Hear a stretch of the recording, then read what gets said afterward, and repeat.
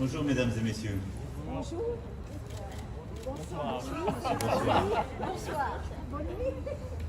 Pardon de vous avoir fait attendre, mais nous étions, et je vais y revenir avec le ministre, l'ambassadeur et quelques-uns d'entre vous fort occupés. Je suis heureux de me retrouver devant vous, et c'est l'engagement que j'avais pris le 6 août dernier. Revenir pour cette date, j'y reviendrai aussi ô combien symbolique, ce centenaire. Revenir aussi pour rendre compte et poursuivre ce qui avait été lancé le 6 août ici même, 2 jours après l'explosion et la catastrophe qui avait frappé en son cœur Beyrouth, sa population et tout le Liban. Alors, je veux avant toute chose peut-être justement commencer par rendre compte. Pour répondre à l'urgence qui est toujours là, même quand l'actualité internationale se concentre ou reconcentre sur d'autres drames,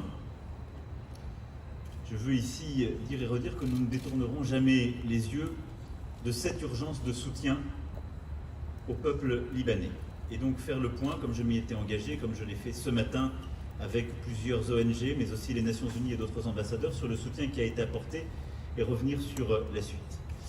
La France a donc agi dès le lendemain de l'explosion, par elle-même, de toutes ses forces, et nous continuons de le faire, État, collectivités locales, entreprises, citoyens, notre armée, nos ministères, évidemment le Quai d'Orsay, mais aussi le ministère de l'Intérieur, nos ONG, avec beaucoup de volontaires, et nos collectivités territoriales. Un pont aérien et maritime a été mis en place, 8 vols et 2 navires affrétés par le ministère des Armées, un vol affrété par le groupe CMA-CGM dès le 5 août.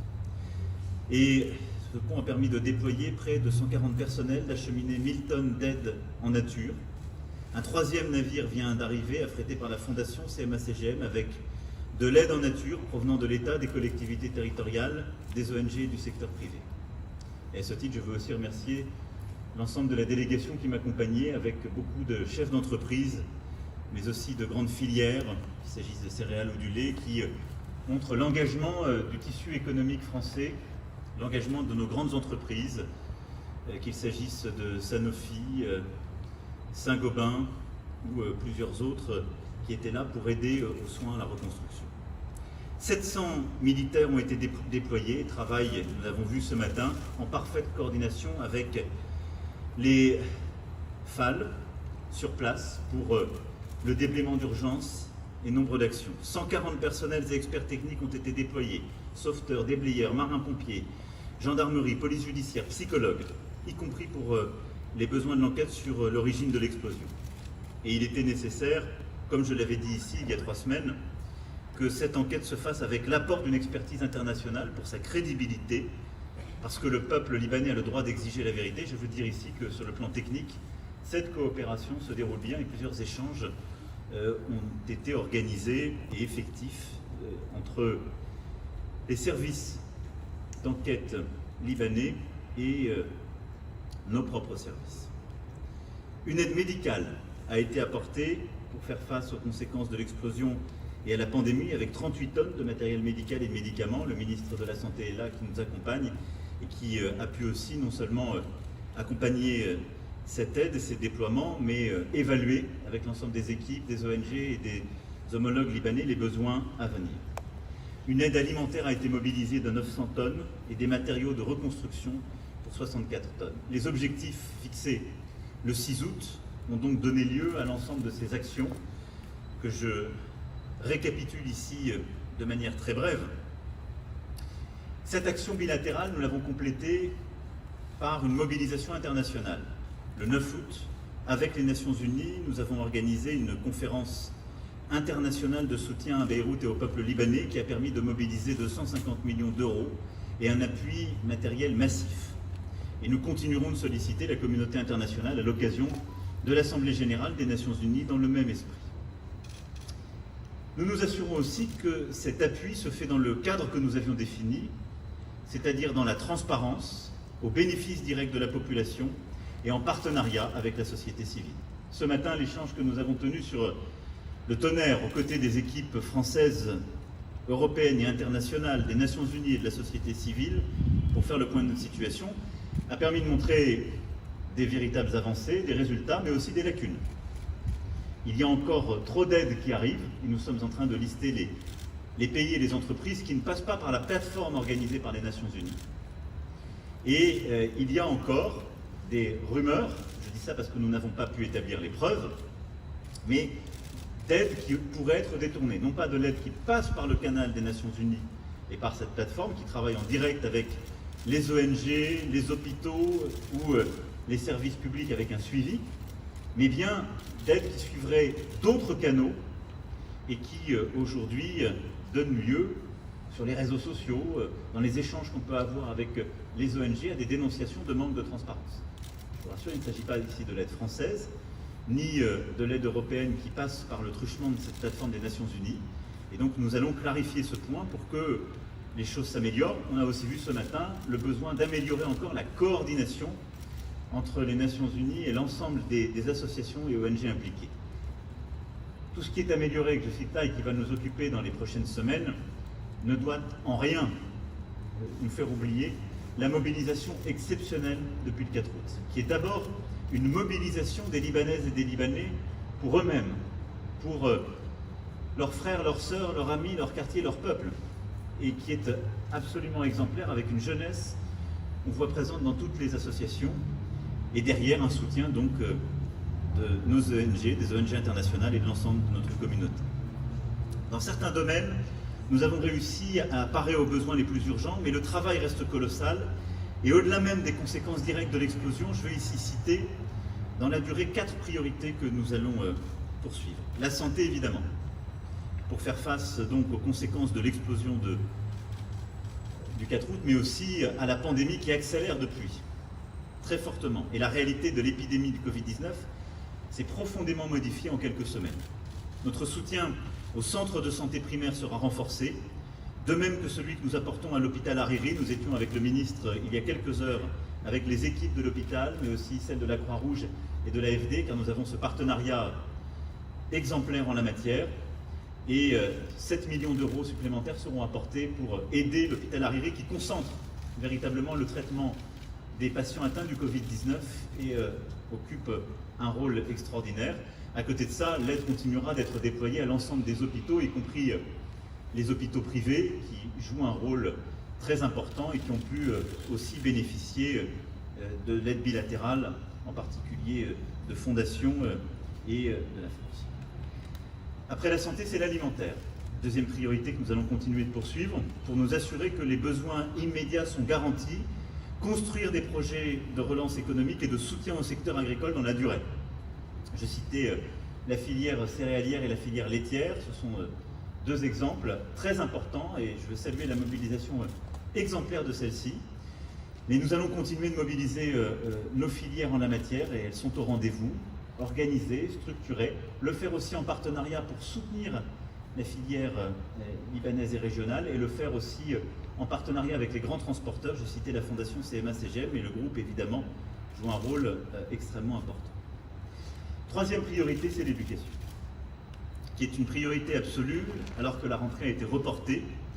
Il faut impérativement que les enfants retrouvent le chemin de l'école et les étudiants celui de l'université.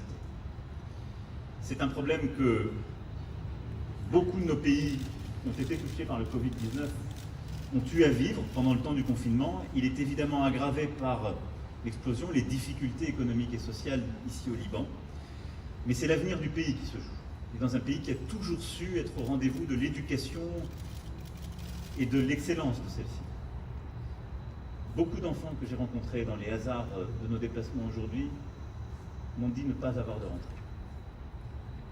Et je crois que nous ne pouvons accepter cela comme une fatalité. Et donc je veux ici dire à l'ensemble des familles, des associations qui accompagnent et du gouvernement qu'il y a une mobilisation évidemment nationale à faire sur ce sujet qui est très importante. Nous allons tâcher d'y jouer notre rôle. Nous renforçons notre appui dans ce domaine. Le ministre de l'Europe et des Affaires étrangères a fait des annonces importantes lorsqu'il est venu au mois de juillet. Nous allons évidemment compléter cet effort avec une mobilisation de 7 millions d'euros additionnels pour la réhabilitation des établissements scolaires touchés par l'explosion, l'accessibilité des manuels scolaires. 20 000 manuels ont été apportés lors de notre déplacement, en particulier pour les classes de terminale, le soutien aux familles fragilisées, le soutien aux étudiants. Le fonds de soutien aux écoles chrétiennes et francophones d'Orient, dont j'avais annoncé la mise en place à Jérusalem, est désormais pleinement opérationnel. Il bénéficiera largement au Liban et j'appelle les collectivités ainsi que les donateurs privés qui veulent s'engager à y contribuer. Nous continuerons de pousser cet effort, il est absolument essentiel. Et nous allons dans les prochaines semaines aussi ajouter à l'effort pour les étudiants libanais venant en France. Un dispositif exceptionnel sera mobilisé pour accroître le nombre de bourses, mais aussi régler le problème du coût des études, surtout pour les familles dont l'ensemble des économies sont bloquées au Liban. Sur la reconstruction, qui est le quatrième sujet sur lequel je voulais ici insister dans ce cadre, nous amplifions notre action sur le déblaiement, la réhabilitation des logements et nous accompagnerons la reconstruction du port de Beyrouth, ce qui doit être fait dans l'intérêt du peuple libanais et lui seul. Je le disais, plusieurs entreprises sont d'ores et déjà mobilisées. Je vais citer Saint-Gobain qui était avec nous ce matin. Beaucoup d'ONG, d'associations font un travail remarquable. Le CDCS du Quai d'Orsay a beaucoup coordonné cette aide, comme toutes les autres, et je veux ici saluer son travail. Mais au-delà de cette aide d'urgence, la reconstruction doit s'organiser. On a vu le travail de beaucoup d'ONG exemplaires. Et donc pour les logements, il faut ici, en quelque sorte, ne pas céder à ce qui pourrait être la facilité de la fraternité libanaise. Les 300 000 personnes qui ont perdu leur logement sont logées par des proches. Il n'en demeure pas moins qu'elles n'ont plus de logement. Et donc on doit reconstruire vite pour qu'elles retrouvent une vie normale, en particulier avec leurs enfants. Mais en effet, les grandes infrastructures doivent être reconstruites au plus vite, avec transparence, célérité, et là aussi avec toutes les exigences de sécurité qui sont dues aux Libanaises et aux Libanais. Je pense tout particulièrement au port, ça fait partie des réformes d'ailleurs essentielles sur lesquelles nous sommes revenus. Nous agissons aussi pour préserver le patrimoine libanais avec l'engagement immédiat et concret de l'Alliance internationale pour la protection du patrimoine dans les zones de conflit. Je veux saluer ici la mobilisation de l'ALIF. La protection du patrimoine était essentielle, ça fait partie de ses missions. La cathédrale Saint-Georges en particulier fera partie des premiers projets.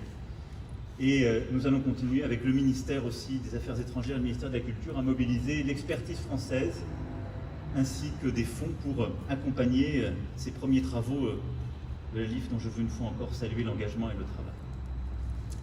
Au-delà de cet appui, j'ai entendu ce qui m'a été dit ce matin sur le port et je retiens, comme je vous le disais, un message très clair.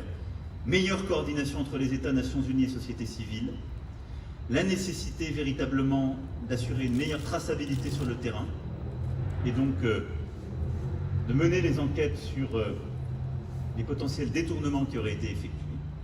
Et enfin, la nécessité de sortir d'ici 3 mois de la seule logique d'urgence ou de la seule logique humanitaire pour permettre aux Libanais eux-mêmes, en s'appuyant sur leurs énergies et pour avancer vers la reconstruction économique et sociale. Les Nations Unies ont beaucoup insisté sur l'importance de préparer dès maintenant cette deuxième phase qui va arriver, où il faut mobiliser les financements de la communauté internationale pour aller vers une reconstruction durable et sur d'autres sujets, justement, de reconquête économique et sociale. C'est pour ça que sur ce point, je souhaite qu'on puisse avoir un rendez-vous mobilisant à nouveau la communauté internationale et j'ai proposé qu'avec les Nations Unies, nous puissions à nouveau organiser une conférence de mobilisation de l'aide dans la deuxième quinzaine du mois d'octobre sur ce volet de soutien, d'appui à la deuxième phase pour le peuple libanais. Nous ne lâcherons pas cet effort et l'objectif de cette conférence de soutien sera de répondre à ce que les Nations Unies appellent cette stratégie de relèvement précoce. Le deuxième grand volet sur lequel je voulais vous rendre compte après nos échanges du 6 août dernier et cette longue journée, c'est évidemment l'agenda politique et l'agenda de réforme. Je l'ai dit très clairement au mois d'août, je vous le redis, nous sommes là, à vos côtés, et nous le resterons. Mais le moment est aussi maintenant venu pour le Liban, ses autorités, de tirer les leçons de la tragédie qui vient de se produire et d'agir en conséquence. Je l'ai dit, je ne suis pas revenu ici pour prendre acte d'un accord entre les partis politiques libanais ou pour adouber, accepter, donner une reconnaissance à quelque choix que ce soit. Ce n'est pas le rôle de la France. Je ne suis pas venu pour apporter je ne sais quelle caution à telle ou telle personne, ni pour acter un résultat de façade. Je suis volontaire et lucide sur les difficultés comme sur ce que nous pouvons réussir, sur ce que vous pouvez réussir. Je suis donc venu ici pour aider le Liban et l'accompagner vers son avenir. La formation d'un gouvernement de mission, d'abord et avant tout. Un nom a été donc proposé pour constituer un tel gouvernement. Le choix de ce nom, comme de ce gouvernement, relève de la responsabilité des autorités du pays. Des premiers pas ont été faits. Ils doivent maintenant être suivis d'effets, de décisions concrètes. Et en aucun cas, ce ne saurait être une décision ou une annonce pour solde de tout compte ou pour accompagner un centenaire à célébrer. Le Premier ministre a été désigné, ce à quoi l'ensemble des forces politiques, le Premier ministre désigné, mais également les présidents Aoun et Berry que j'ai vus ce midi, se sont tous engagés, sans exception. C'est que dans les tout prochains jours, un gouvernement puisse être formé qui soit ce gouvernement de mission, avec des personnalités compétentes, formées comme un collectif indépendant qui aura le soutien de toutes les formations politiques qui se sont engagées derrière le nom du Premier ministre et donc la formation de ce gouvernement. Ce que je leur ai instamment demandé, ce sur quoi toutes les formations politiques, sans exception, se sont engagées ce soir, ici même, c'est que la formation de ce gouvernement ne prendrait pas plus de 15 jours. Les moyennes des dernières années sont, je le rappelle, entre, sous votre contrôle, 5 et 11 mois. Parce qu'on ne peut pas aujourd'hui considérer qu'on reprendrait les affaires comme à l'ordinaire. Ce serait une folie. Ce qui compte derrière, c'est la feuille de route qui a été actée par l'ensemble des forces politiques, qui est leur feuille de route, celle qui est aussi actée par le président Berry, le président Aoun, sur laquelle l'ensemble des présidents et des forces politiques s'engagent. Et cette fois-ci, sans aucune exception, y compris la force politique qui n'a pas soutenu le Premier ministre, s'engage sur cette feuille de route. Sur la gestion des suites de l'explosion et du soutien nécessaire à la population, à la reconstruction du port et des quartiers touchés. Sur les réformes dans le secteur de l'électricité, le contrôle des transferts de capitaux, la gouvernance juridique et financière, sur l'audit indispensable du secteur financier et de la Banque centrale et les décisions qui en découleront, sur la lutte contre la corruption et la contrebande, sur la réforme des marchés publics. Sur tous ces points, l'accord de tous a été acté ce soir. Cette feuille de route est la leur, elle est portée pour ce gouvernement de mission.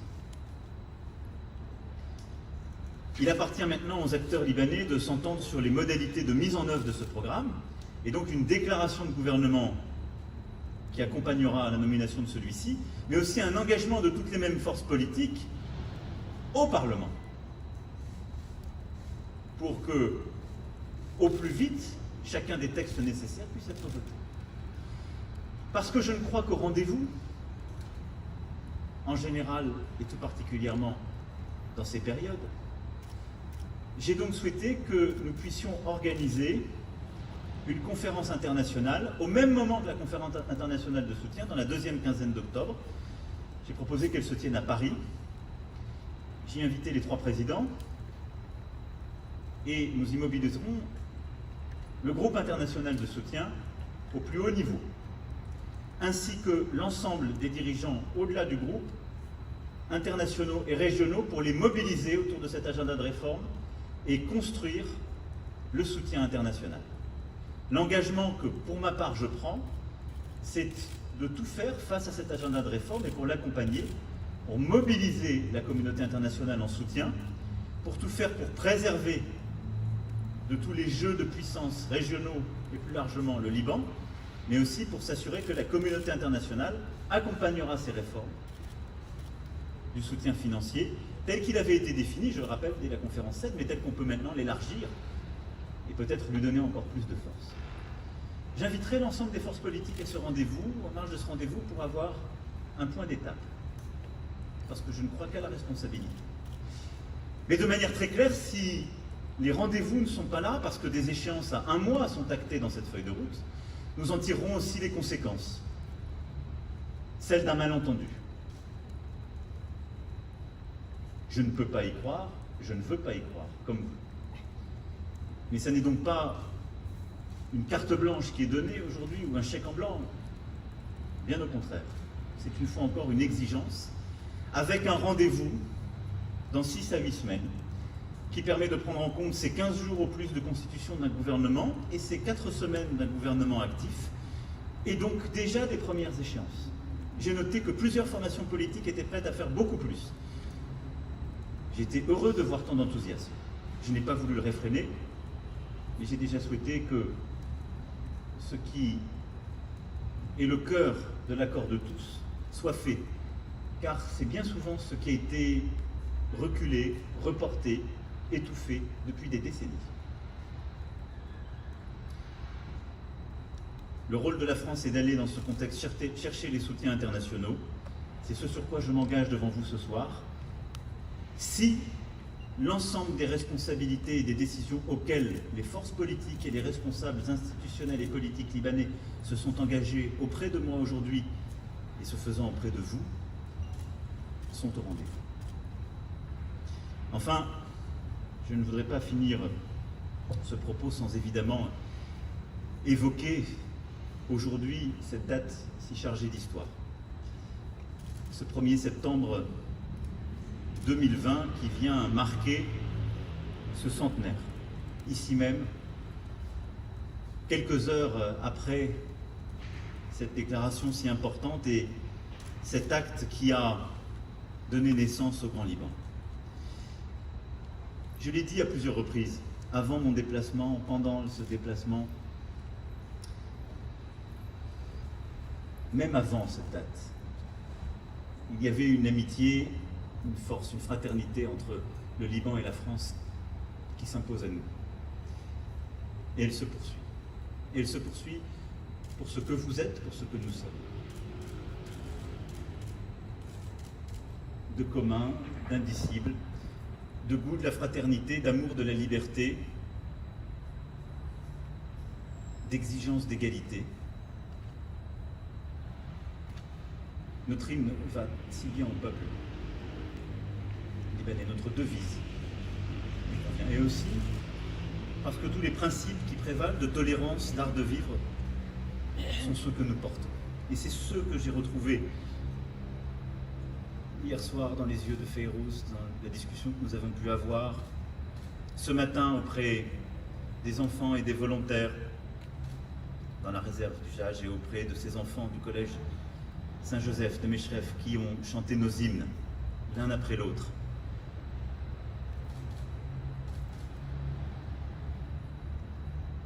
Il y avait beaucoup de détermination chez ces enfants. Il y avait parfois la même colère que chez les adultes, mais la conviction qu'ils n'avaient aucune raison de s'habituer au malheur. Et dans la dignité de la petite Tamara ce matin, il y avait beaucoup de la décence et de la force de cette jeunesse. Elle a en fait beaucoup à apprendre à beaucoup de monde. Et c'est pour elle que nous devons nous battre. Et donc ce centenaire, je ne le vois pas simplement comme un moment de commémorer, mais comme la nécessité pour cette jeunesse et ce qu'elle nous montre de nous rappeler ce qu'il y avait dans le discours du Grand Liban. Dans le discours de Gouraud, je l'évoquais ce midi avec le président Aoun, il y avait des mots très forts. Je ne vais pas tout citer, je vous rassure. Et Gouraud disait « N'oubliez pas non plus que vous devez être prêts pour votre nouvelle patrie à de réels sacrifices. Une patrie ne se crée que par l'effacement de l'individualisme devant l'intérêt général. commandés par la foi dans les destinées nationales. De tous côtés, les témoignages affluent pour me manifester cet esprit de sacrifice. N'est-ce pas plusieurs des vôtres qui m'ont dit « Nous sommes prêts désormais à faire bon marché de nos privilèges, car ces privilèges étaient une garantie, on ne prend pas une garantie devant nos amis, on la prend devant des ennemis. » Voici, grand Libanais, le lot sacré d'espérance et de sacrifice que vous apporte cet instant solennel. C'était il y a 100 ans, ça pourrait être aujourd'hui. Quelque chose s'est passé qui fait sans doute qu'on n'a pas tant fait bon marché des privilèges. Et que peut-être que sur le dos de cette jeunesse, on les a fait fructifier. Il ne m'appartient pas de me substituer à un grand peuple, mais en tout cas, il m'appartient même 100 ans après de voir que nous ne sommes pas totalement au rendez-vous de cette exigence. Et donc ce que je souhaite, c'est que nous puissions être au rendez-vous de cette exigence pour les années qui viennent, les mois qui viennent, parce que l'exigence commence maintenant, et je ne vous lâcherai pas. C'est déjà de dire, nous passons un contrat. Il y a ce sur quoi vos forces politiques, vos responsables se sont engagés là, qu'ils doivent mener à bien. Et en face de ça, l'aide de la communauté internationale. C'est ce premier contrat qui, si le rendez-vous n'est pas là, et si le travail n'est pas fait, se délire. Et donc, la première chose que je ferai, c'est que j'essaierai de comprendre ce qui s'est passé, en transparence, d'attribuer des responsabilités politiques, et je vous le dirai en toute franchise. Et très concrètement, ça veut dire qu'une partie des mécanismes qui devaient accompagner le peuple libanais, les politiques publiques, ne pourra pas être active. La deuxième question que vous me posez ensuite, c'est si des responsabilités plus graves que ça, de corruption, de participation à des activités non légales sont identifiées pour des responsables qui permettent à ce moment-là d'activer des mécanismes de sanction. C'est quelque chose que certains grands pays font. Je n'ai pas de discussion avec eux sur ce point, contrairement encore une fois à ce qui a pu être dit ou écrit, parce que d'abord, ce n'est pas la dynamique dans laquelle je suis engagé aujourd'hui, et que la France est un pays souverain qui le fait pour lui-même, et qui laisse les pays le faire pour eux-mêmes. Nous avons généralement une coordination européenne en la matière. Je pense que ce moment peut venir, je l'ai dit la dernière fois, je vous le répète, je ne l'exclus aucunement, il doit venir au bon moment s'il s'impose, et de manière ciblée, politique de sanction, se fait quand on définit des responsabilités qui, à ce moment-là, peuvent devenir, je puis dire, extra-constitutionnelles, mais qui ne s'inscrivent pas simplement dans le champ politique. Et après, vous le savez très bien, les mécanismes de sanction peuvent s'activer aussi quand on a des activités extra-légales qui peuvent être de type militaire ou terroriste, de type financière ou autre. Et en fonction des évolutions, je n'exclus pas un mécanisme de sanction en effet plus large, qui peut dans certains cas être activé. Ce n'est pas du tout la configuration dans laquelle est le Liban aujourd'hui, mais c'est une configuration qu'on a connue, qu'on connaît aujourd'hui pour d'autres crises régionales. Mais ça n'est à coup sûr pas dès l'étape d'octobre, parce que nous sommes dans un processus. Mais ce processus est d'abord un processus de confiance, d'engagement réciproque, d'exigence. Si on veut faire vivre la confiance, alors que je vois à chaque seconde la défiance partout, ici, il faut s'engager, il faut demander aux gens de s'engager, il faut fixer des rendez-vous et attendre le rendez-vous avant de dire c'est impossible. C'est cet esprit-là qui est le mien aujourd'hui. J'ai pas le micro, alors. Bonsoir Monsieur le Président, Julien Lécuyer de La Voix du Nord. Vous avez rencontré à 2 reprises le Premier ministre Moustapha Habib. Beaucoup ici s'interrogent sur sa marge de manœuvre réelle pour engager des réformes en profondeur. Quelle garantie a-t-il pu vous donner sur la méthode? Et question calendrier, vous avez répondu largement, mais y a-t-il aussi une date butoir pour des élections législatives anticipées? Merci. Sur le deuxième sujet, il n'est aujourd'hui pas l'objet d'un consensus entre les forces politiques. Soyons très clairs. Et c'est un sujet qui dépend éminemment de ceux qui ont cette décision constitutionnellement en main au Liban et de la réalité politique et de la société civile. Et donc sur ce sujet, je n'ai pas à m'exprimer, ça ne fait pas partie de l'agenda de réforme qui couvre les 3 prochains mois. Nous avons eu des débats, j'ai vu des désaccords, et j'ai simplement essayé de convaincre l'ensemble des partis de dire que le sujet sur la loi électorale ne doit pas être un préalable à la mise en œuvre des réformes, parce que sinon on peut mettre les réformes en place dans plusieurs années. C'est possible, ça a déjà été fait. Donc ce sujet ne fait pas partie de ce qui a aujourd'hui fait l'objet d'un consensus et d'un engagement de toutes les forces politiques libanaises, comme des présidents. J'ai vu pour la première fois, et puis échangé pour la première fois hier soir avec le Premier ministre désigné, et je l'ai recroisé ce midi rapidement. Écoutez, qu'est-ce que je peux vous dire? La première chose, il a, sur le plan politique, un soutien massif des forces politiques, même s'il n'est pas unanime. En tout cas, de manière explicite, plus largement que précédemment, les forces politiques libanaises présentes au Parlement se sont engagées derrière son nom. Premier point. Le deuxième, il a un parcours qui est un gage de professionnalisme et de probité. Le troisième, il est lucide. Il s'est rendu hier dans les rues, et nous en avons parlé très librement. Il sait qu'il n'est pas, si je puis utiliser ce terme sans créer de polémique inutile, attendu comme le Messie. Clairement, il n'est pas vu comme le sauveur. Et il le sait. Pas pour ce qu'il est, parce qu'il est le fruit de la désignation de forces politiques qui n'ont plus la confiance du peuple. Je l'ai dit très clairement aux intéressés et ils le savent. Mais c'était tout le débat qu'on avait ensemble le 6 août dernier. Nous en sommes là. Et les forces politiques sont là, qui ont été élues démocratiquement dans le cadre d'une loi électorale qui est la vôtre, par un peuple qui est le vôtre. Et on ne peut pas rompre avec cette légitimité en un jour. Seul le peuple libanais le peut. Pas un dirigeant étranger, où il ne m'appartient pas, moi, de qualifier ou de lui donner un autre statut. Mais il est très lucide sur cet état de fait. Et donc, je crois pouvoir dire que sa conviction est que cette légitimité, il ne peut l'acquérir d'abord qu'en formant rapidement un gouvernement. Et je crois que cette légitimité est plus forte ce soir qu'hier, car l'accord de toutes les forces qu'ils soutiennent, dirigeants, a été explicite ce soir, gouvernement de mission, fait de professionnels, avec l'idée que on ne va pas partir pour des mois de tractation où chacun nommera quelqu'un qui le représente, mais où on va laisser le Premier ministre proposer une équipe la plus solide possible et qu'il aura ensuite un débat avec les forces politiques. Autre élément, c'est la déclaration gouvernementale.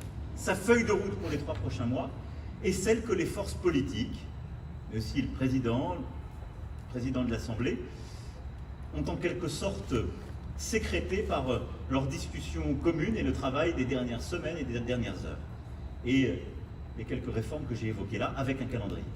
Je crois que ça lui donne une assise, une capacité à réussir, parce que le mandat est clair, il est explicite, il est impératif, je dirais quasiment. Tous ces éléments sont des éléments inédits dans votre vie politique contemporaine, en tout cas très différents des réalités précédentes. Et c'est ce qui fait que, je le crois très profondément, si chacun tient sa parole, et l'engagement explicite qu'il a pris les uns avec les autres et vis-à-vis de moi-même, je crois pouvoir dire qu'il pourra faire les réformes auxquelles il s'engage.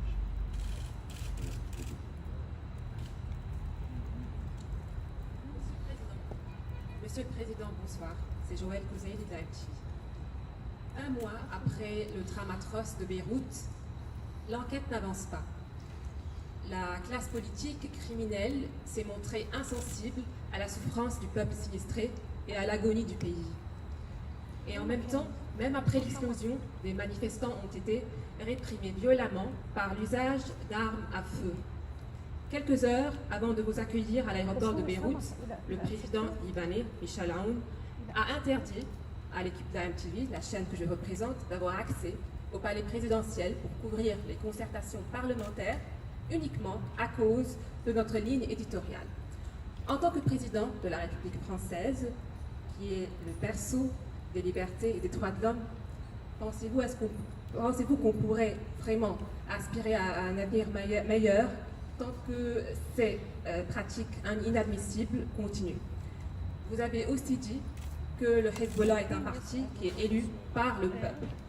Or, pensez-vous que les élections législatives peuvent avoir lieu en toute liberté tant qu'il y a un groupe armé qui est en train d'intimider ses opposants par la force de ses armes et par sa mainmise sur l'État et sur le pouvoir? Pensez-vous qu'on pourrait vraiment entamer un dialogue pour la refonte du système dans de telles conditions, Monsieur le Président? Et est-ce que vous auriez eu les mêmes propos par rapport de Hezbollah s'il s'agissait d'un groupe armé en France? Merci. Alors, sur vos deux questions. Sur la première, je vais dire un mot de l'enquête. Nous coopérons d'un point de vue technique et à la demande des enquêteurs libanais. Je peux vous dire que les coopérations techniques se passent bien, qu'elles permettent d'avancer et d'établir les faits. Et donc maintenant, c'est un débat qu'il y aura dans les prochaines semaines et qui est important pour le peuple libanais, pour les victimes, leurs familles, c'est que la transparence soit faite pleine et entière à l'égard de celle-ci et de votre peuple, et qu'ensuite les responsabilités, s'il y en a qui sont identifiées, soient assignées, que ce soit suivi des faits. Ce que je peux vous dire, c'est que l'enquête avance et que nous coopérons techniquement. Ça, c'est important pour, si je puis dire, vous rassurer, et aussi dire que plusieurs autres pays et grands pays internationaux coopèrent à la demande libanais pour qui fournir des images satellites, des données qui sont les nôtres. Deuxième élément, sur le contexte politique, sur ce qui concerne votre chaîne et les derniers jours, je ne peux pas le commenter parce que je ne le connais pas, et donc je ne veux pas me permettre de m'immiscer dans ce débat particulier et le fait que vous citez, dont je ne connais pas les faits. Par contre, ce qui est vrai, c'est qu'il y a de la violence, qu'il y a aujourd'hui des artistes, des intellectuels, des journalistes qui considèrent que leur liberté d'expression, aujourd'hui, ne peut pas s'exercer de manière apaisée. C'est un débat que j'ai eu avec vos autorités. Et donc, je pense que le rôle de la France, c'est d'avoir cette exigence, d'aider l'ensemble des journalistes, des artistes, pas simplement à les protéger, les abriter quand ils veulent fuir le pays, ce qu'on fait aussi, mais de les aider à pratiquer ici. C'est d'ailleurs exactement le sens des initiatives que nous avons portées depuis maintenant un peu plus de 2 ans avec le réseau Reporters sans frontières, initiative que nous avons enclenchée au Forum de Paris pour la paix, puis que nous avons portée à l'ONU pour justement défendre exactement sur ces principes, sur tous les théâtres d'opération des journalistes pour faire leur travail. Je me permets d'y adjoindre simplement les intellectuels et les artistes. Ce que vous dites est très important et je pense que la dignité du Liban et de son peuple, c'est que cette liberté soit respectée de manière scrupuleuse. Et donc là aussi, qu'on puisse améliorer les choses sur ce volet. C'est une discussion que j'ai eue avec vos dirigeants et que nous allons poursuivre. Mais l'exigence est là, en soutien avec les ONG qui sont compétentes sur ce sujet pour ce qui est de la France, en appui de l'ONU, qui dans le cadre de ses missions peut aussi vous protéger, et dans le débat exigeant que nous avons avec vos dirigeants. Et je l'espère pour la suite des réformes. Sur le sujet des élections législatives, ce que vous dites est un état de fait. Et nous avons eu cette discussion de manière très franche tout à l'heure autour de la table, y compris avec le représentant du Hezbollah. Et ce que vous décrivez est juste. Est-ce qu'il m'appartient à moi pour autant d'invalider des élections ou de dire je refuse de reconnaître une force politique? Je ne parle pas du Hezbollah dans sa composante militaire et terroriste sur laquelle la France a toujours été claire et qu'elle condamne. Mais sur le Hezbollah en tant que force politique, est-ce qu'il est élu dans des conditions de sincérité du scrutin parfaite? Je ne suis pas le juge de votre scrutin. L'observation internationale, le bon sens me conduisent plutôt à penser que ce que vous dites est vrai et juste. Et donc qu'il faut améliorer les choses sur ce point. Si je voulais être dans la pureté des intentions, je condamnerais le Hezbollah dans sa plénitude. Je dirais je refuse de parler au Hezbollah en tant que formation politique à votre Parlement, en tant que partenaire politique de la majorité que vous avez élue, elle, ce qui vous pose par rapport à votre question un autre principe politique et constitutionnel. Et je vous dirais, c'est très simple, il faut les condamner, les désarmer, et je repartirai chez moi. et vous resteriez avec votre problème et je n'aurais rien changé avec votre problème.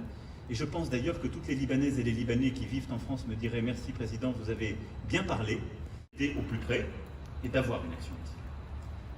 Sans doute le Hezbollah est-il une force politique présente à votre Parlement parce qu'il y a de l'intimidation et parce qu'il joue sur cette dualité. Ce que vous dites est vrai. Il l'est aussi sans doute parce que beaucoup d'autres forces politiques n'ont pas réussi à bien diriger le pays, à rendre les gens plus heureux aussi. Et c'est sans doute un peu vrai. Et que si on continue comme ça, il sera de plus en plus fort. Parce qu'avec des moyens qui ne sont pas celui des autres forces politiques, des pratiques qui ne sont pas reconnues par la vie internationale, parfois une plus grande efficacité sur le terrain, socialement, culturellement, il a une clientèle. C'est ça la réalité, je vous parle très franchement. Et donc moi j'essaie avec vous d'avoir un discours sincère et de ne pas m'enrober dans les principes. Et donc par rapport à votre question, je vous ai répondu très précisément et de la manière la plus sincère. Comment on en sort? Pas avec des mots dans une déclaration qui n'est pas consensuelle et qui fait que, au fond, le partenaire de votre parti majoritaire, vous ne le traitez pas, et donc vous pouvez vous amuser à bloquer toutes les réformes. Mais en ayant un discours sincère avec le Hezbollah, formation politique, nous disons que vous voyez bien que c'est un problème pour vous aussi aujourd'hui. C'est exactement la discussion que nous avons eue il y a 1 heure. Exactement. Je leur ai dit. Donc à notre prochain rendez-vous, pour les prochaines réformes, on doit parler de ce sujet. Est-ce qu'on arrive à le résoudre tout de suite? Je ne sais pas. Ça ne doit pas être un tabou. Mais est-ce que c'est un principe qui interdit toute discussion sur le reste? Ça ne marche pas. Donc je suis, comme je vous l'ai déjà dit, un vrai idéaliste, c'est-à-dire un vrai pragmatique. Je crois dans mes principes, je les défends, je sais où est mon horizon, je ne cède rien par rapport à ça, mais j'essaie de construire avec vous le chemin. Sinon, il n'y a pas de chemin pour arriver à l'endroit qu'on évoque. Voilà. Alors, c'est pas moi qui donne le micro, il faut que quelqu'un demande. Vous choisissez quand même. Ah bah après, de toute façon, je vous connais, ça tournera. Allez-y. Bonsoir Monsieur le Président, Nenad Ziadeh de Radio Liban. En fait, le Premier ministre a été désigné suite à des concertations des partis libanaises diverses qui sont sur la scène et qui sont contestées par le peuple. Nous sommes un tout petit peu en train d'évoluer dans un cercle vicieux. Est-ce que la France peut contribuer à défaire ce nœud gordien? Moi, je crois dans la souveraineté des peuples. Et donc, le moment que vous vivez, que nous vivons, j'ai envie de dire, parce que je me sens maintenant partie prenante, je n'oublie pas ma place, on a une communauté de destin, c'est la crise au sens gramscien du terme. Le neuf a du mal à émerger et l'ancien est toujours là, qui tarde à partir. Vous avez raison de dire qu'il y a des mouvements dans la rue, qu'il y a une société civile qui est là. Est-elle unie? A-t-elle un leader? Non. Force est de le constater. Et la politique, c'est aussi du leadership. Et donc, il n'y a pas un leader qui s'impose. J'ai pas entendu, j'entends les gens scander révolution. Alors, qu'est-ce que ça peut donner? La souveraineté populaire peut à un moment s'affirmer et l'emporter sur un système politique qui n'a plus de résultat. C'est pas moi qui vais le faire, je n'ai pas à interférer sur ce sujet. La France, et d'ailleurs je pense qu'aucune puissance étrangère n'a à interférer sur ce sujet. C'est un sujet du peuple libanais avec son histoire. Il y a une deuxième façon de faire, c'est que ce mouvement social trouve un débouché politique, c'est le fameux sujet des élections. Est-ce qu'avec la même loi électorale, ce mouvement social trouvera un débouché? Beaucoup en doutent, y compris beaucoup des gens que j'ai pu rencontrer qui en sont les acteurs. C'est là où tout est circulaire. Ils disent, donnez-nous des élections pour qu'on s'exprime. Oui, mais avec quelle loi? Une loi différente. Mais qui fait cette loi? Les gens qui sont autour de la table et qui sont démocratiquement élus par la loi existante, dans le cadre de votre Constitution. Et donc, si on joue la continuité démocratique, ça ne peut s'installer que parce que l'ensemble, en tout cas une majorité des forces en présence, aura constitutionnellement défini une nouvelle règle du jeu qui permet cette émergence. Il est trop tôt pour le dire. Mais je pense que les possibilités sont là. Alors comment on brise ce nœud? Avec beaucoup d'espoir et de volonté, et ce que j'ai ressenti, ma conviction, c'est que si aujourd'hui on ne met pas la pression pour des réformes de court terme qui sont importantes pour le quotidien des Libanaises et des Libanais, pour qu'on puisse soigner, vivre, se nourrir, mieux vivre, retrouver l'espoir, éduquer. Si on ne fait pas ça, si on ne met pas une pression sur le système, pas pour sauver le système mais lui-même, mais pour redonner un peu d'espoir et d'énergie au peuple libanais, à ce moment-là, on joue la politique du pire. Et je pense que cette politique du pire est une faute profonde pour ce qui est de la France et de beaucoup d'autres. Parce que je pense que les plus solides, ce ne sont pas ceux et ce ne sont pas ceux qui manifestent dans la rue, ce ne sont pas non plus ceux pour qui la rue manifeste. Et donc vous êtes à un moment critique de votre histoire où il faut ou bien que le système politique se transforme de lui-même et ait cette force pour correspondre aux aspirations du peuple, ou bien que le peuple trouve le chemin démocratique de sa propre représentation, et peut-être qu'un peu des deux convergent, un système politique lucide sur lui-même qui voit qu'il faut que la société civile prenne plus de place, et une société civile qui accepte de rentrer dans le champ politique. Ou bien peut-être c'est par des spasmes politiques, sociaux, que le changement se fera, et donc peut-être par des voies extra-constitutionnelles. Je vous décris là les possibles. Je pense que, en tout cas, ce que nous avons à faire, c'est de ne jamais laisser la politique du pire l'emporter. Et la politique du pire, c'est de dire laissez le Liban à lui-même. Les gens se lasseront, le désespoir gagnera, les gens intelligents ou qu'ils peuvent quitteront le pays, et l'obscurantisme l'emportera. Je crois que c'est ça le scénario du pire. Certains parient dessus, en se disant à un moment il y aura une crise et on se séparera des forces politiques qu'on n'aime pas, dont on parlait tout à l'heure. Je pense que ça, c'est l'anéantissement du Liban pour un temps, et quand un pays s'effondre, on ne sait jamais quand il renaît. Et donc je me battrai de toutes mes forces pour que ce scénario n'arrive pas. Et je me battrai avec vous.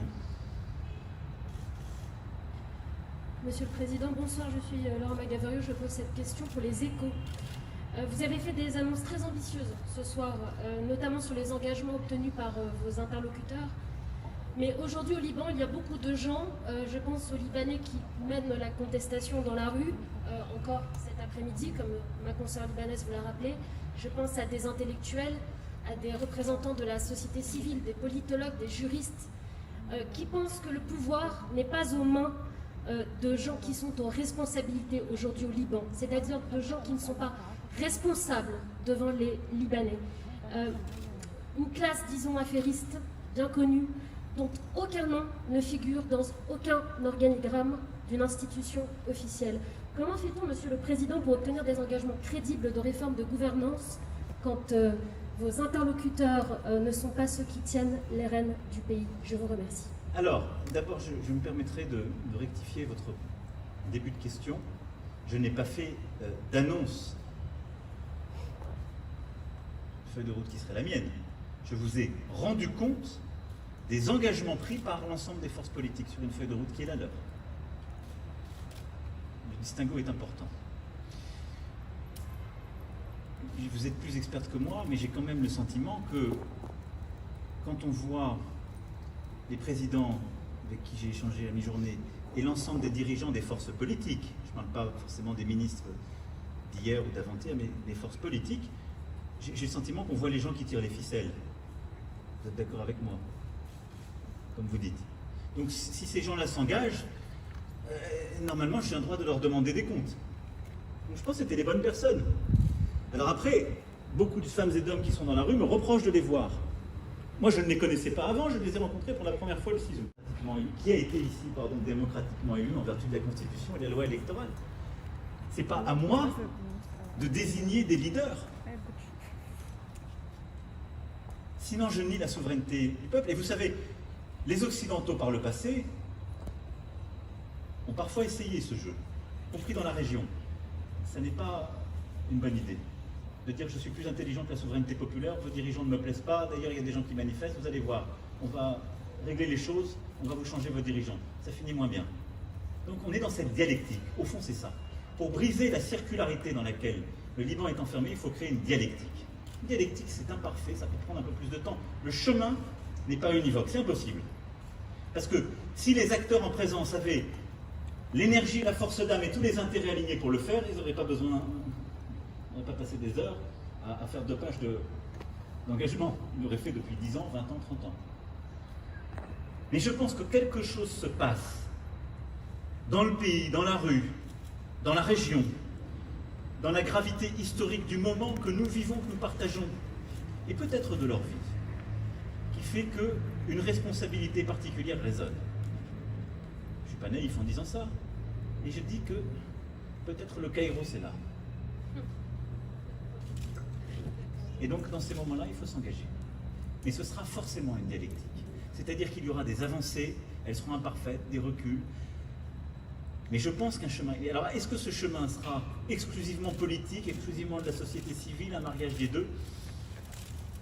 Les Libanaises et les Libanais diront, moi je veux simplement, de toutes mes forces, faire en sorte qu'ils puissent le faire librement. Et que ça ne soit pas dicté par simplement quelques-uns qui sont plus forts que eux ou par des puissances extérieures. Bonjour Monsieur le Président, Loïc Signor, CNews. Confirmez-vous que vous serez en Irak demain et quel sera l'objet de cette visite? Parlerez-vous de ces djihadistes français emprisonnés sur leur sort et quelle est aujourd'hui votre position à ce sujet? Je vous confirme que je serai demain matin en Irak et que, avec le ministre, nous aurons l'occasion de lancer, en lien avec les Nations Unies, une initiative pour accompagner le président, le Premier ministre et le gouvernement irakien sur véritablement justement une démarche de souveraineté. Le sujet que vous évoquez est un sujet qui est aujourd'hui bien structuré, connu, qui fait l'objet d'échanges techniques et ministériels. La position de la France a toujours été la même. Nos ressortissants qui font le choix libre d'aller combattre sur des théâtres extérieurs et qui se rendent coupables d'actions terroristes sur le sol d'un État souverain sont légitimement judiciarisés sur le sol de cet État souverain. Dans le cadre des coopérations judiciaires qui sont les nôtres simplement, nous demandons, comme d'ailleurs le font nos partenaires européens, dans les cas où la peine de mort est prononcée, que celle-ci puisse être commuée conformément à notre droit et à nos principes dans des peines de prison à perpétuité. Voilà le principe qui sont les nôtres et qui régissent ce sujet. Mais c'est le début d'une initiative politique profonde que nous allons lancer demain en Irak, après beaucoup de travail avec le président, le Premier ministre, dans un pays qui a beaucoup souffert de la guerre, du terrorisme islamiste et de l'ingérence des puissances extérieures, et qui continue d'en souffrir. Et donc là aussi, l'idée est de structurer avec les Nations Unies, la communauté internationale, une initiative profonde en soutien du président et du gouvernement. Bonsoir. Yara Ebinader pour Reuters. La France joue aujourd'hui un très grand rôle au Liban et son chemin de réforme, mais d'autres forces régionaux et internationales, notamment l'Iran, l'État Saudi Arabia ou même les États-Unis, ont leur propre apport. Quelles sont les garanties qu'ils ne vont pas saper ce programme d'avancement pour l'État libanais, à votre avis, au moins? Il m'est arrivé d'essayer de faire des médiations, en tout cas de travailler avec certaines des puissances que vous évoquiez, parfois même les deux. Ces expériences me conduisent à la plus grande humilité et donc je ne stipulerai pas pour autrui. Ce que je peux vous dire, c'est que en engageant cette démarche, j'ai pris le soin de parler à tous les dirigeants internationaux qui sont dans le groupe international de soutien, à d'autres, et j'ai eu un échange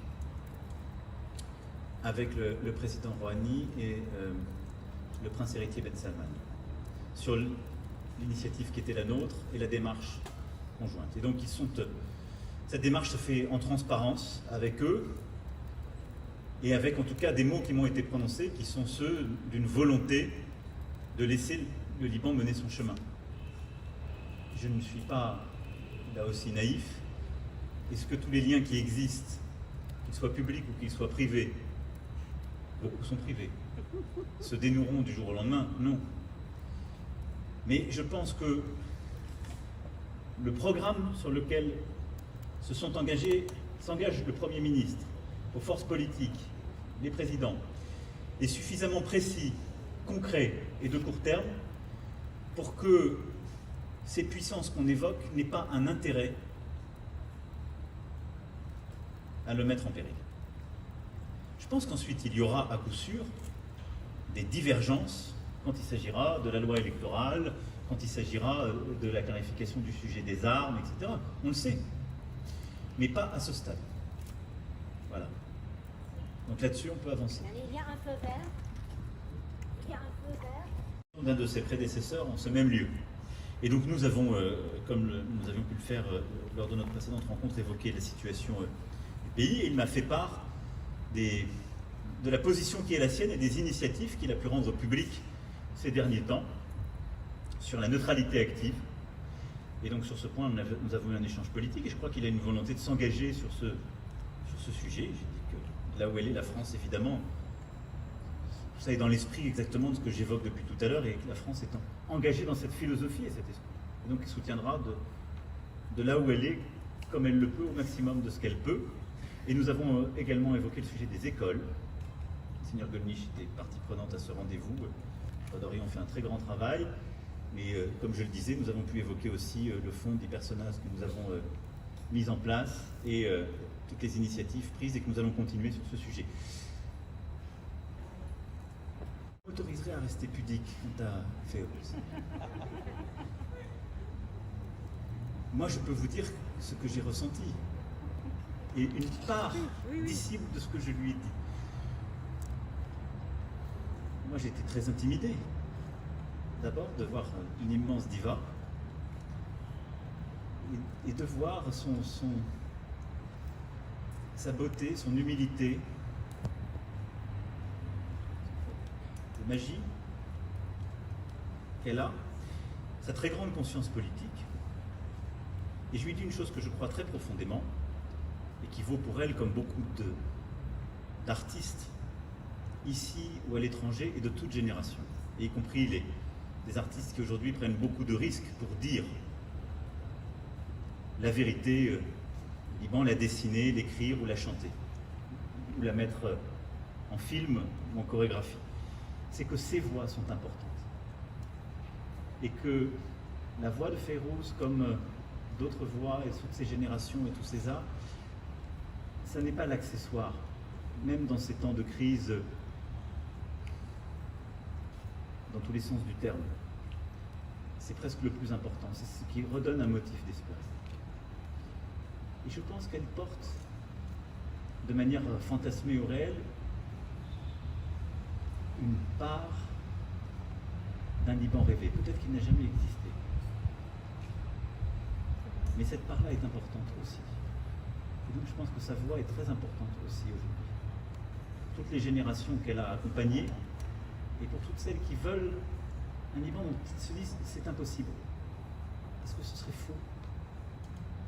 Et donc je pense que sa voix est importante encore aujourd'hui, c'est ce que je lui dis. Et j'espère qu'elle aussi, elle trouvera le chemin, et je pense qu'elle a quelque chose à faire. Moi, j'essaie de pousser chacun à faire un petit peu. Puis enfin, je ne vous dirai pas plus, et je ne parlerai pas pour elle, parce que je trouve que la part de mystère dont elle s'est nimbée fait partie aussi de cette force. Elle vous a chanté? Elle a chanté? Elle a chanté? Elle n'a pas chanté. Nous avons parlé. Et parfois, nous nous sommes tus. Quelle chanson vous aimez? Quelle est la chanson que vous aimez le plus? Ah, je l'ai citée hier, celle que j'avais citée, Libeyrout. Est-ce qu'il y a des dernières questions? Toute dernière question. Parce qu'après, Il y a une toute dernière question, c'est terminé après. Je vous remercie.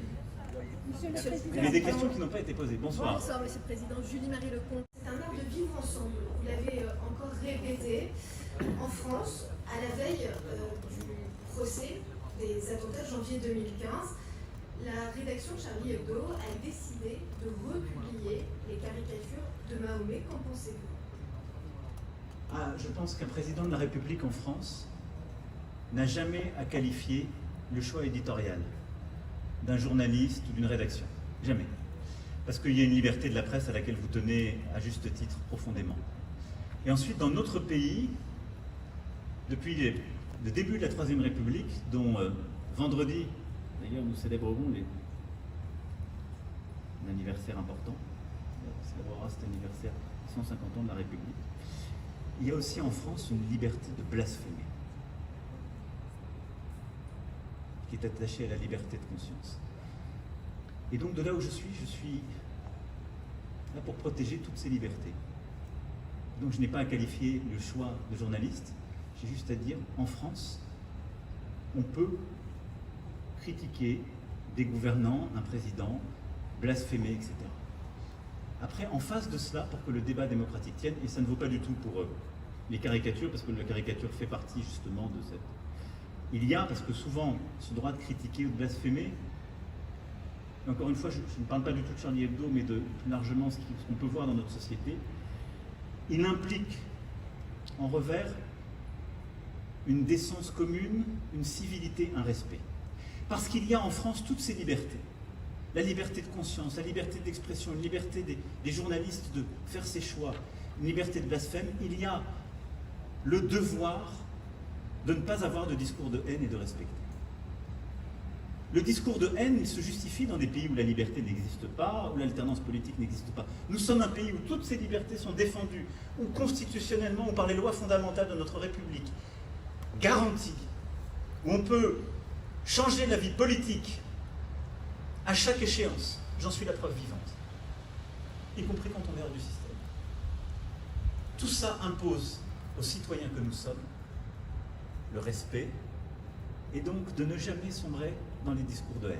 Je le dis parce que c'est peut-être quelque chose qui nous manque dans le débat commun, qui n'a rien à voir avec la une de Charlie, parce que la caricature n'est pas un discours de haine, mais qui parfois, dans les discours des réseaux sociaux, dans ce à quoi nous nous habituons, est quelque chose qui peut menacer cette liberté, et dont il est mon devoir de le rappeler.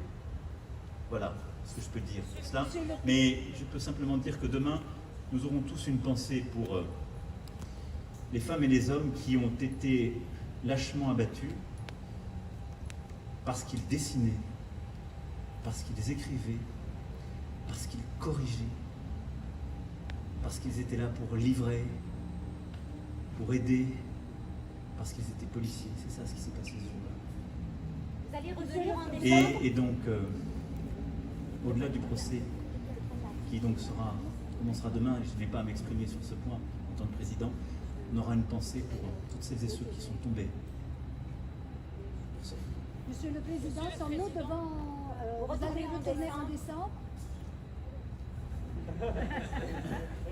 Oui, je reviendrai en décembre.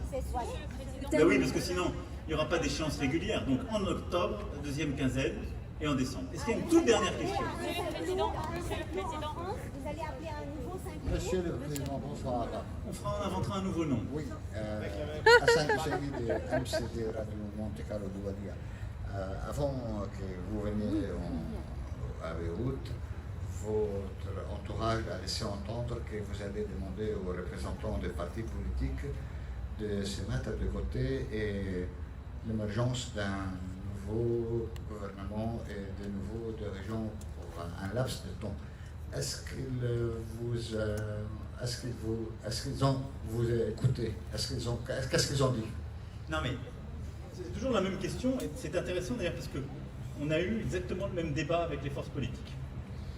D'abord, moi, j'ai rien à dire à qui que ce soit. J'ai juste dit aux intéressés, si ce sont les mêmes au même poste, il y a peu de chances que ça produise un résultat différent. Qu'est-ce qui change là?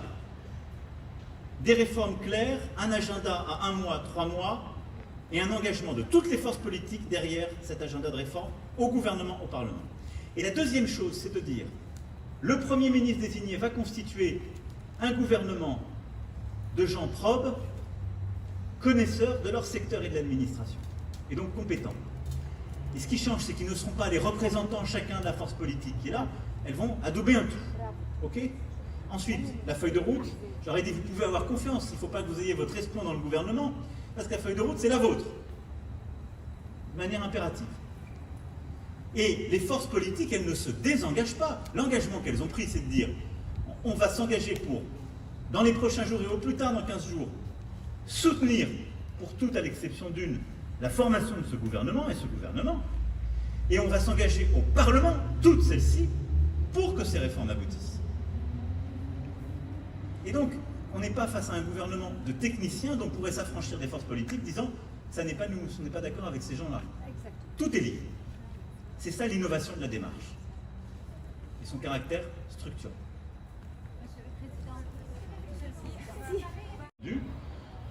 Un engagement sur le gouvernement et les réformes, il s'y est engagé. Il a exprimé sa voix sur les élections. et c'est là où il y a eu un désaccord entre plusieurs, il n'était pas le seul, il fait partie de ceux qui ne veulent pas d'élection anticipée et pas changer la loi électorale. Je ne suis pas sûr que ça soit une grande surprise pour vous et que ce soit un scoop. Et je lui ai dit, pour moi, ce qu'était une enquête indépendante, parce qu'on avait un problème de définition sur le sujet. Et à la lumière de la discussion, je lui ai dit que très clairement, il y avait un problème d'articulation entre une présence militaire et une représentation politique, qu'elle ne faisait pas partie du programme de réforme dans les 3 prochains mois, mais que c'est un sujet qu'on devrait engager dans cette discussion. Il en est convenu. Je ne peux pas être plus exhaustif. Allez, la toute dernière.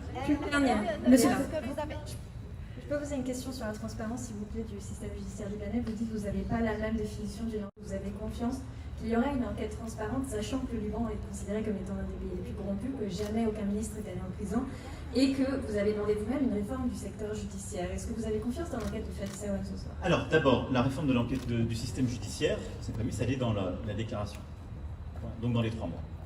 Deuxième sujet, je pense qu'il y a beaucoup d'éléments de fait qui sont aujourd'hui établis par les coopérations techniques internationales. Donc il y a quand même des éléments factuels qui avancent.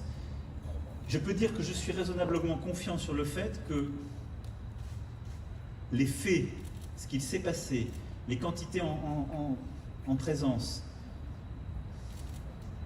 je crois que tout le monde sera obligé de les reconnaître. Là où nous serons collectivement vigilants, c'est pour attribuer les responsabilités. Voilà. Et c'est là où, à la lumière du passé, votre scepticisme se justifie. Monsieur le Président, Je vous propose de nous arrêter là. Je vous remercie beaucoup à tous.